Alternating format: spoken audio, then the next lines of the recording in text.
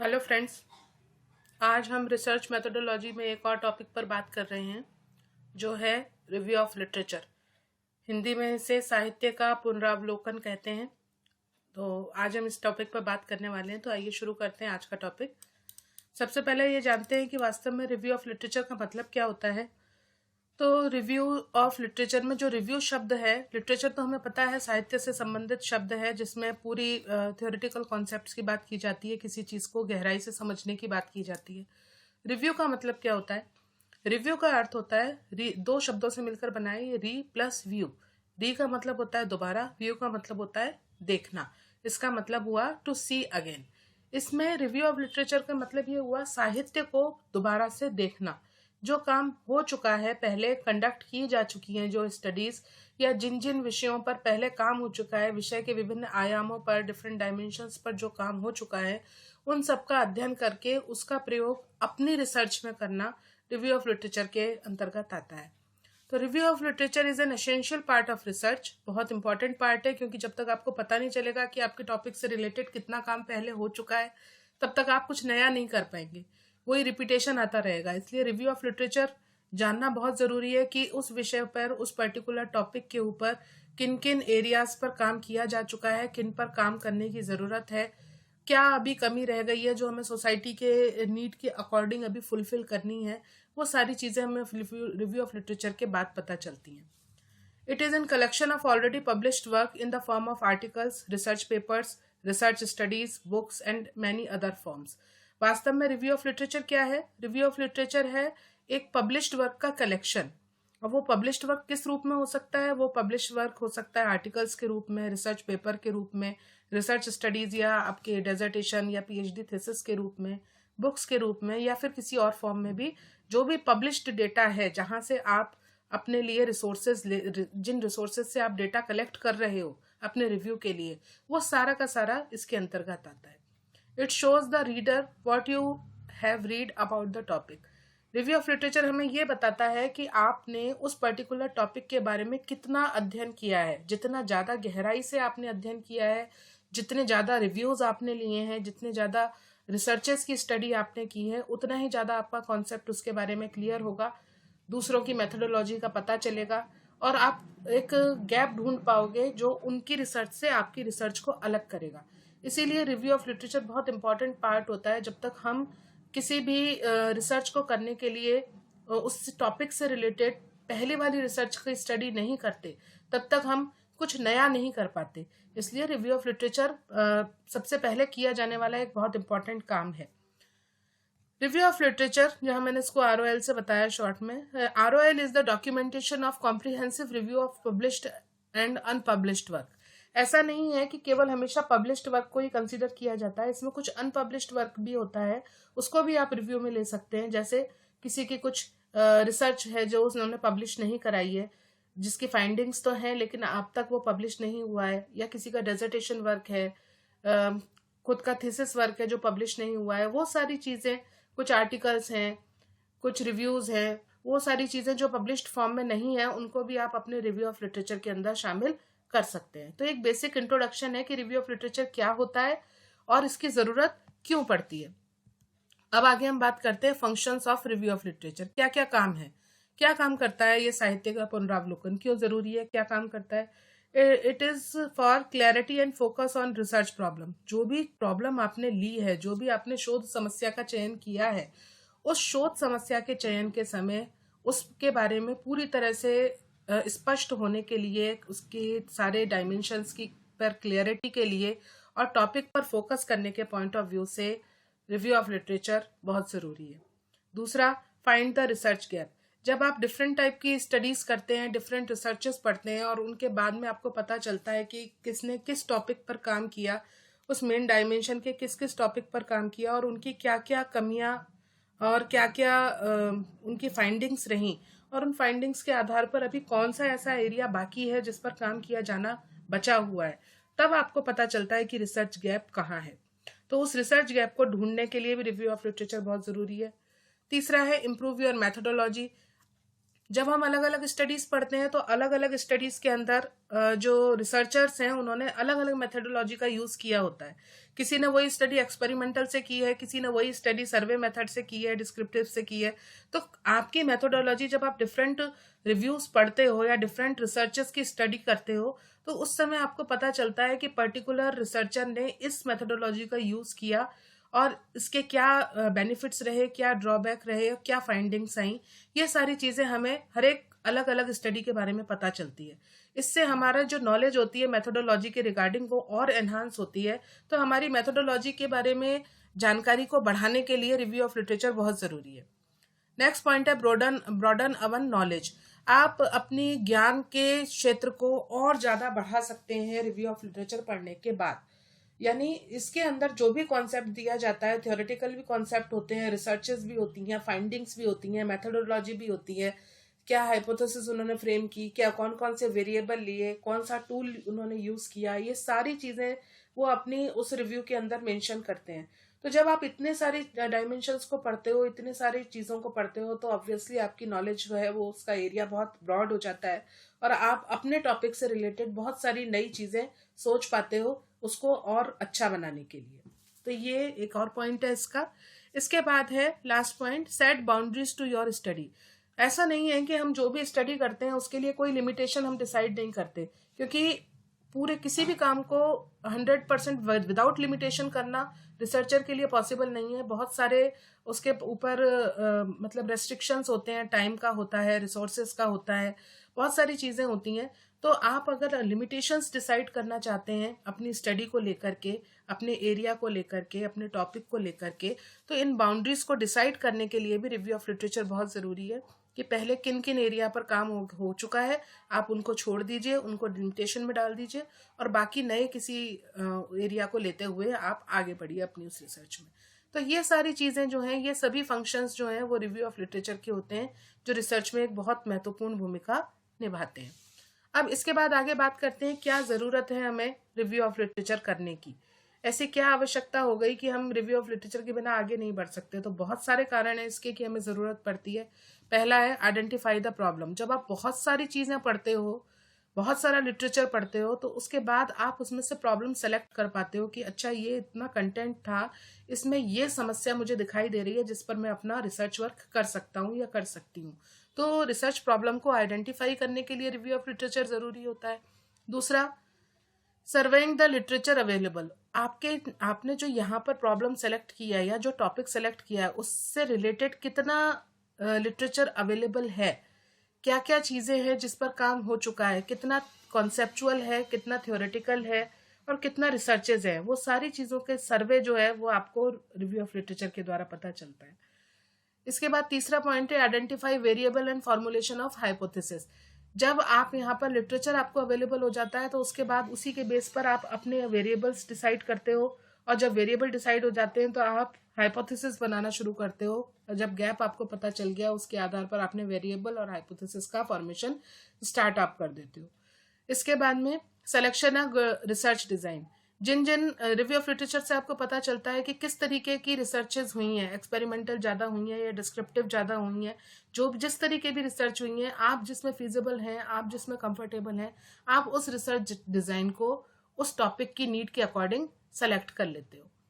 उसके बाद है सैंपल सिलेक्शन। सैंपल सिलेक्शन करने में भी review of literature important role play करता है, क्योंकि उसी पर्टिकुलर एरिया पर पहले जो काम हुआ है वो उन्होंने क्या सैंपल साइज लिया था, बड़ा लिया तो क्या प्रॉब्लम आई, छोटा लिया तो क्या रहा, कितना ऑप्टिमम साइज रहा, लगभग सारी रिसर्च का एवरेज साइज क्या रहा सैंपल का। इस सब के आधार पर आप अपने सैंपल को डिसाइड कर सकते हो कि आपके सैंपल का साइज क्या होगा। नेक्स्ट है इसमें कंस्ट्रक्शन ऑफ टेस्ट। एनालिसिस करने के लिए टेस्ट का कंस्ट्रक्शन करना पड़ता है। तो वो जो टेस्ट बनते हैं, जो परीक्षण होते हैं, उन परीक्षण के निर्माण में भी जो है रिव्यू ऑफ लिटरेचर बहुत इंपॉर्टेंट रोल प्ले करता है, क्योंकि जब आप टेस्ट कंस्ट्रक्शन करते हो तो उसके लिए आपको उसके विभिन्न पॉइंट्स बनाने पड़ते हैं, विभिन्न डायमेंशंस एरियाज बनाने पड़ते हैं। वो एरिया आपको रिव्यू ऑफ लिटरेचर से पता चलते हैं कि किन किन एरिया पर काम हो गया और किन पर किया जाना बाकी है। तो जिन पर काम करना बाकी है आप उन टॉपिक को लेकर के, उन पॉइंट्स को लेकर के टेस्ट कंस्ट्रक्शन करते हो। नेक्स्ट है टूल सिलेक्शन। टूल सिलेक्शन करने का मतलब यानी कि आपने जो टॉपिक लिया है और उस पर पहले भी कुछ काम हुआ है अगर, तो कौन सा टूल उन्होंने लिया, स्टैंडर्डाइज टूल था या टीचर मेड टेस्ट था, टूल था, सेल्फ मेड टूल था। अगर स्टैंडर्डाइज था तो किस किस के द्वारा बनाया गया था, कौन उसको बनाने वाले साइकोलॉजिस्ट थे या एजुकेशनिस्ट थे जिन्होंने उस टूल को डेवलप किया, कैसे उसको अप्लाई किया, उसके एप्लीकेशन के लिए क्या क्या चीज़ें ज़रूरी होती हैं, वो सारी चीज़ें, और वो टूल आपकी स्टडी में फिट बैठता है या नहीं, नहीं तो आपको दूसरा लेना पड़ेगा। ये सारी चीज़ों की जानकारी हमें रिव्यू ऑफ लिटरेचर से पता चलती है। अब आगे बात करते हैं इसका और क्या यूज़ है। तो इसका एक और यूज़ है data collection, analysis and interpretation में। जब आप यहाँ पर टूल सेलेक्ट कर लिया, टेस्ट कंस्ट्रक्शन कर लिया, सैंपल भी डिसाइड हो गया, हाइपोथेसिस भी बन गई, पूरी रिसर्च डिजाइन भी फ्रेम हो गई, उसके बाद आप डेटा कलेक्ट करते हो। डेटा कलेक्ट करने के बाद उसको एनालाइज करते हो, उसका इंटरप्रिटेशन करते हो। तब जब आप अपने डेटा को पुराने डेटा के साथ में या ऑलरेडी जो स्टडीज हो चुकी हैं जिनको आपने रिव्यूज में लिया है उनके साथ कंपेयर करते हो, तो आपको पता चलता है कि वास्तव में दोनों स्टडीज के बीच में कितना डिफरेंस है। कहीं दोनों सेम तो नहीं है, दोनों अलग अलग पॉइंट्स की बात कर रहे हैं, रिजल्ट फाइंडिंग्स क्या आ रही हैं, वो सारी चीजें हमें उससे पता चलती हैं। उसके बाद आता है सजेशन फॉर फर्दर रिसर्च। इन सब के बाद में आप अपनी रिसर्च से रिलेटेड आगे और क्या सजेशन दे सकते हो आपके इस टॉपिक पर, और क्या क्या काम किया जा सकता है, उनका भी एक आइडिया हमें रिव्यू ऑफ लिटरेचर से पता चलता है। तो ये बेसिक कुछ पॉइंट्स हैं जिनके आधार पर हम रिव्यू ऑफ लिटरेचर की आवश्यकता को बता सकते हैं कि रिव्यू ऑफ लिटरेचर क्यों जरूरी होता है। आगे बात करें, सोर्सेस क्या है रिव्यू ऑफ लिटरेचर के। अब साहित्य का पुनरावलोकन करना है तो कुछ ना कुछ स्रोत तो होंगे ही होंगे। तो जो स्रोत होते हैं, जो सोर्सेज होते हैं, वो बेसिकली दो प्रकार के होते हैं, प्राइमरी या प्राथमिक स्रोत और दूसरे सेकेंडरी या द्वितीयक स्रोत।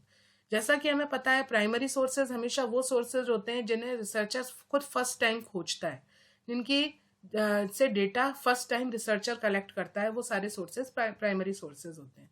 जैसे ऑथर रिपोर्ट्स हो गई, प्रोफेशनल जर्नल्स के थ्रू कोई आर्टिकल लिया है, उससे पहले किसी ने नहीं लिया, तो वो सारी चीज़ें जो है वो प्राइमरी सोर्सेज के अंदर आती हैं। ये बहुत अच्छे सोर्स हैं आपके पास डेटा कलेक्शन के लिए, लेकिन ये टाइम कंज्यूमिंग है, इनमें टाइम बहुत लगता है, पूरी डीप स्टडी करनी पड़ती है। जब डीप स्टडी होती है तो इनसे इन्फॉर्मेशन भी बहुत ज़्यादा मिलती है, तो ये मोर इन्फॉर्मेशनल होते हैं। इसी के विपरीत जो सेकेंडरी सोर्सेज होते हैं या द्वितीयक स्रोत होते हैं, वो ऑलरेडी सर्च मटेरियल है जिसके बारे में पहले से खोजा जा चुका है। जैसे एनसाइक्लोपीडिया में कुछ लिखा हुआ आपने लिया, या एजुकेशन इंडेक्सेस में एब्स्ट्रैक्ट जो पहले लिखे जा चुके हैं, समरी जो उन्होंने किसी ने अपनी रिसर्च की दी है, वो सब सेकेंडरी सोर्सेज के अंदर आता है जो ऑलरेडी काम हो चुका है। ये टाइम सेविंग है क्योंकि इससे एक बार में जल्दी से सारी समरी और एब्स्ट्रैक्ट और मेन पॉइंट्स हमें पता चल जाते हैं। तो सेकेंडरी सोर्सेज से जो है वो टाइम सेविंग होता है, जबकि प्राइमरी सोर्सेज जो होते हैं उनसे डेटा लेना टाइम कंज्यूमिंग होता है। आगे बात करें तो आगे होते हैं स्टेप्स क्या हैं रिव्यू ऑफ लिटरेचर के, कौन कौन से स्टेप में किया जाता है रिव्यू ऑफ लिटरेचर। तो इसका पहला जो स्टेप है वो होता है चूज योर टॉपिक। सबसे पहले आप अपने टॉपिक का या टाइटल का सिलेक्शन करते हैं जिस पर, या रिसर्च प्रॉब्लम को आप सेलेक्ट करते हैं जिस पर आपको काम करना है, जिस पर आपको रिव्यू लिखना है। अब आपने जब टॉपिक ले लिया कि हाँ इस पर्टिकुलर टॉपिक पर मुझे रिव्यू ऑफ लिटरेचर तैयार करना है, तो सब उसके बाद दूसरा नंबर आता है आइडेंटिफाई डेटाबेसेस एंड रिसोर्सेज। उसके बाद आप ये ढूंढते हो कि मुझे इससे रिलेटेड मैटर कहाँ कहाँ मिल सकता है, कौन सी साइट में सर्च करूं, लाइब्रेरी जाऊं तो कौन सी उस पर कौन सी बुक्स में देखूं जिसमें मुझे मेरा टॉपिक मिले, क्या क्या रिसोर्सेज हो सकते हैं मेरे पास इसके अलावा, क्या ये एनसाइक्लोपीडिया में मिल सकता है या सर्वेज में मिल सकता है, या फिर ये डिक्शनरी में भी मैं ढूंढ सकता हूँ, आर्टिकल्स हैं, रिसर्च पेपर हैं, जो भी डेटाबेस या रिसोर्सेज जो हैं उन सब की आपको पहचान करनी पड़ती है कि वास्तव में ये मुझे मैटर मिलेगा कहाँ कहाँ से, मेरे को अवेलेबल कहाँ होगा, ये सब ये सेकंड पॉइंट होता है। इसके बाद में आप उस मैटर को ढूंढते हैं। तीसरे नंबर पर जो स्टेप होता है उसमें आपने जब पूरा डेटाबेस अपना तैयार कर लिया, उसके बाद आप मैटर को ढूंढना शुरू करते हैं और उसको रिफाइन करना शुरू करते हैं, यानी अपने अकॉर्डिंग उसको समझना शुरू करते हैं जैसा उसमें लिखा गया है कि क्या उसकी फाइंडिंग्स आ रही हैं, क्या क्या मेथोडोलॉजी का यूज किया गया है, वो सर्च करके आप उसको पढ़ना शुरू करते हैं, समझना शुरू करते हैं। देन रीड एंड एनालाइज, उसको ध्यान से पढ़ने के बाद आप उसको एनालिसिस करते हैं। आपके लिए रेलिवेंट है तो हम उसको सेलेक्ट करते हैं अपनी रिव्यू के लिए, अगर नहीं है, आपके रिव्यू से रेलिवेंट नहीं है वो, तो हम उसको डिस्कार्ड कर देते हैं और दूसरे मैटर को सर्च करते हैं। तो ये जो रीड और एनालाइज करने के बाद में जब हम अपने किसी पॉइंट पर कंक्लूजन पर पहुंच जाते हैं कि हाँ ये मैटर मुझे इसमें से मिल रहा है और ये मेरे काम का हो सकता है, मेरी रिसर्च के लिए यूजफुल हो सकता है, तब हम उस रिव्यू को लिख लेते हैं, राइट द रिव्यू। तो ये कुछ स्टेप है जो सर्कुलर वे में आगे चलते रहते हैं। जब आपने अपना रिव्यू लिख लिया, फिर आपने दोबारा उसी टॉपिक पर पहुंचे, फिर आपने डेटाबेस को खंगाला, नया सर्च किया, उसको पढ़ा, एनालाइज किया, और फिर आपने रिव्यू लिखा। इसी तरीके से पूरा रिव्यू ऑफ लिटरेचर तैयार किया जाता है किसी भी रिसर्च के लिए। अब इससे आगे हम बात करें वास्तव में कि कौन कौन से इसके कंटेंट होते हैं, रिव्यू के क्या क्या कंटेंट लिए जा सकते हैं। तो बेसिकली 3 पार्ट होते हैं। इंट्रोडक्शन, सबसे पहले इंट्रोडक्शन पोर्शन आता है रिव्यू ऑफ लिटरेचर में, देन मेन बॉडी पार्ट आता है, और लास्ट में कंक्लूजन या समरी वाला पोर्शन होता है जिसमें रिजल्ट्स आते हैं। तो इंट्रोडक्शन वाले पोर्शन के अंदर जहां से हम रिव्यू ऑफ लिटरेचर की शुरुआत करते हैं अपने चैप्टर की, उसमें टॉपिक को डिफाइन किया जाता है, इश्यूज उससे रिलेटेड जो हैं, एरिया ऑफ कंसर्न क्या है, उन सब के बारे में बात की जाती है। मेन बॉडी के अंदर जितनी भी रिसर्चेस आपने कलेक्ट की हैं, जितनी भी रिसर्च स्टडीज हैं या केस स्टडीज हैं, रिसर्च आर्टिकल्स हैं, क्या क्या ऑब्जेक्टिव रहे उनके, क्या कंक्लूजन आए उनके, क्या हाइपोथेसिस उन्होंने ली, मेथोडोलॉजी क्या थी, ये सारी चीजें जो है वो पर्टिकुलर रिसर्च के बारे में, हर रिसर्च के बारे में अलग अलग मेंशन की जाती हैं। वो मेन पार्ट होता है, दैट इज कॉल्ड बॉडी और main part of review of literature. Third point जो होता है या थर्ड पार्ट जो होता है वो होता है रिजल्ट और कंक्लूजन का। रिजल्ट या कंक्लूजन के अंदर बेसिकली समराइज करते हैं जो फाइंडिंग्स होती हैं, उनको मेजर रिव्यूज जो होते हैं उनको समराइज किया जाता है। फाइंडिंग्स को, जो रिसर्च फाइंडिंग होती हैं उनको पता लगाया जाता है, रिसर्च गैप को ढूंढा जाता है कि इतनी सारी स्टडीज के बाद में ये कंक्लूजन आया, इस कंक्लूजन के अंदर इन चीजों पर फोकस किया गया था, लेकिन अभी ये वाली चीज जो है ये इन एरियाज पर काम नहीं हुआ है। जब आप ये चीज निकाल लेते हो तब वो रिसर्च गैप कहलाता है, और उसी रिसर्च गैप के आधार पर आप आगे का काम कंटिन्यू करते हो अपनी रिसर्च के लिए। अब आगे बात करते हैं की points of A literature review. क्या क्या मेन पॉइंट्स ऐसे हैं जो लिटरेचर करते समय आपको ध्यान रखने चाहिए। तो बेसिकली 3 मेन पॉइंट्स हैं जिनको ध्यान रखना चाहिए आपको, जो जब आप रिव्यू करो तो एक उसकी थ्योरी से रिलेटेड, एक उसकी मैथोडोलॉजी से रिलेटेड, और एक उसके रिजल्ट से रिलेटेड। तो दूसरा पहला है व्हाट इज रिसर्च सेज। जो आप स्टडी कर रहे हो, जो आपने रिसर्च उठाई अपने रिव्यू के लिए, वो क्या कहना चाहती है, उसकी थ्योरी क्या है, क्या बेस है उसका। पहली चीज ये आपको ध्यान रखनी पड़ेगी, उसका बेस कितना क्लियर आपके दिमाग में है। दूसरे नंबर पे जब आपके दिमाग में उसकी थ्योरी क्लियर हो गई, उसके बाद आप देखते हो how the research was carried out, किस तरीके से ये की गई, मेथोडोलॉजी क्या थी, क्या रिसर्च डिजाइन बनाया, कौन से वेरिएबल लिए, कौन सी हाइपोथेसिस ली, कौन से टूल का सिलेक्शन किया, कितना सैंपल लिया, वो सारी चीजें आप यहाँ पर इस वाले पॉइंट में स्टडी करते हो। जब आप थ्योरी से क्लियर हो जाते हो तो उसके बाद आप मेथोडोलॉजी की स्टडी करते हो और उसके बारे में पढ़ते हो, समझते हो। जब आपकी मेथोडोलॉजी क्लियर हो जाती है, देन व्हाट इज मिसिंग। अब आपने सब कुछ देख लिया, इसने तो ये काम किया, लेकिन कमी कहाँ रह गई, that is your gap, that your research intent to fill, जिससे आप अपनी रिसर्च के थ्रू फिल करोगे। वो गैप आप ढूंढते हो, आइडियाज आप लेते हो और उन आइडियाज को आप लॉजिकली अरेंज कर लेते हो। लॉजिकली अरेंज करने के बाद में सिस्टमैटिक वे में आप अपनी रिसर्च को आगे कंटिन्यू करते हो। अब बात आती है प्रोसीजर की, कि प्रोसीजर क्या है रिव्यू ऑफ लिटरेचर का, क्या प्रोसीजर हम फॉलो करें, कौन कौन से पॉइंट्स हैं जिनको एक के बाद एक स्टेप हमें फॉलो करने पड़ेंगे। सबसे पहले तो आप आइडेंटिफाई द रेलिवेंट सोर्सेज। सबसे पहले तो आप जो रेलिवेंट सोर्स हैं उनकी सर्च करें। वो हमने पिछले वाले अभी स्लाइड्स में देखा था कि आप सबसे पहले जो है तो वो अपना रिसोर्सेज ढूंढते हैं कि कहाँ से आपको वो मैटर मिलेगा। तो पहला स्टेप यही होता है, आइडेंटिफाई द रेलिवेंट सोर्सेज। दूसरे नंबर पे search for existing literature in your area of study. Search for existing literature in your area of study. अब आपने क्या किया, जब आप एरिया लिटरेचर की स्टडी जो है वो अपने एरिया में उसको करना स्टार्ट करते हो, उसके बाद आप इसका, जब आपने पूरी स्टडी कर ली तो उसका एक थ्योरेटिकल फ्रेमवर्क तैयार करते हो। थ्योरेटिकल फ्रेमवर्क तैयार करने के बाद में extract and report relevant information, उसमें से अपने काम की चीज निकालते हो कि मैंने इसका थ्योरेटिकल फ्रेमवर्क बना लिया, मेरे मतलब का, मेरी रिसर्च से रेलिवेंट जो जो है वो इन्फॉर्मेशन आप उसको एक्सट्रैक्ट कर लेते हो, और उसके बाद उसको right up the literature review. उन सारी चीजों को आप रिव्यू ऑफ लिटरेचर के अंदर नोट डाउन कर लेते हो। तो ये प्रोसीजर चलता है रिव्यू ऑफ लिटरेचर का। आगे बात करते हैं पॉइंट्स टू बी रिमेंबर। बहुत इंपॉर्टेंट चीज है, कौन कौन सी बातें आपको याद रखनी चाहिए जब आप रिव्यू ऑफ लिटरेचर करें अपनी भी रिसर्च के लिए या अपनी पीएचडी थीसिस के लिए। जब भी आप रिव्यू ऑफ लिटरेचर करते हैं तो कुछ बातों का ध्यान रखना बहुत ज़्यादा ज़रूरी होता है ताकि आप अच्छे से रिव्यू कर पाएँ, आपका ऑथेंटिक रिव्यू हो। उसके लिए जो बातें ध्यान रखनी है, पहली बात है रीड रेलिवेंट रिव्यू। आप जो भी रिव्यू कर रहे हैं वो रेलिवेंट होना चाहिए आपके टॉपिक से, साथ ही साथ उसका प्रॉपर डेटाबेस हो, उसकी प्रॉपर रेफरेंसिंग हो, साइटेशन किया जा सके। ऐसी जो रेलिवेंट चीज़ें हैं वही आपको रिव्यू के अंतर्गत लेनी है। दूसरा, रेफर ओरिजिनल वर्क। ऐसा नहीं हो कि कहीं किसी दूसरे का किया हुआ काम किसी दूसरे के व्यक्ति ने अपने नाम से छपवा रखा है, आप उसको भी रेफर कर लें। ऐसा नहीं होना चाहिए। जो भी रिसर्च है वो ओरिजिनल रिसर्चर के थ्रू की गई हो वही आप कोट करें इसमें रिव्यू ऑफ लिटरेचर में, तो वो आपकी नॉलेज, जो आपके द्वारा दी गई नॉलेज है वो ज़्यादा ऑथेंटिक मानी जाएगी। नेक्स्ट है रीड ऑन टाइम। आप समय पर अपने काम पर काम उसको पढ़ें, पढ़ के उस काम को पूरा करें। बहुत लंबे समय तक न चले ये प्रोसीजर रिव्यू ऑफ लिटरेचर का। इंडेक्स जो है वो प्रॉपर हो लिटरेचर की, कि आपने प्रॉपर साइट किया है कि नहीं किया है, कितना इसको स्कोर मिला है, वो सारी चीज़ें आप प्रॉपर इसमें, ताकि ये प्लेजरिज्म के अंदर ना आए ये सारी चीज़ें। क्रिटिकली इवेलुएट किया जाए उसको। ऐसा नहीं हो कि केवल आपने उसकी जो उसने बोल दिया वही सारी चीज़ें रखी। जब तक आप उसमें अपने परसेप्शन को नहीं डालेंगे, आप गैप को आइडेंटिफाई करने में आपको प्रॉब्लम होगी। इसलिए उसको क्रिटिकली इवेलुएट करें, क्या इन्होंने किया है, क्या किया जा सकता है, किस किस चीज़ की संभावना है इसके अंदर, और वो सारी चीज़ें आप इवेलुएट करें। उसके बाद आप रिव्यू करें उसका।